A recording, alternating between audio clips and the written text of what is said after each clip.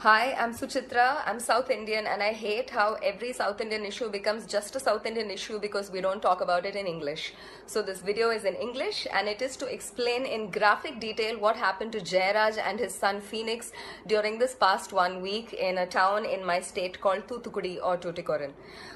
This treatment cannot be meted out even to serial killers, and these two gentlemen were completely innocent, and this is what the police did to them.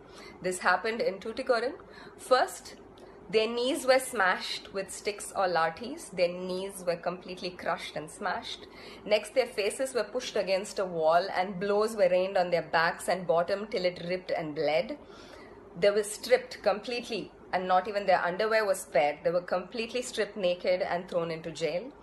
The gates were locked, but we know for a fact that this is what happened behind the gates. They were taken to a spot where there were no CCTV cameras, and steel-tipped wooden lathis or batons or batons or sticks were shoved up their buttholes several times. And there was also a great deal of torture and damage inflicted on their genitalia, because eyewitnesses of the body have stated, they've said that both the genital region and the backside were completely ripped and mangled. Their chest hair was ripped out in tufts. And 3 times during the course of this entire torture, their clothes, their blood-soaked clothes were sent back to their house, and fresh clothes were demanded, and those would go back blood-soaked, and this happened 3 times. After a phony trial with a magistrate, this was arranged by the police, the two were taken back into custody, and 2 days later they've been pronounced dead due to heart failure and fever.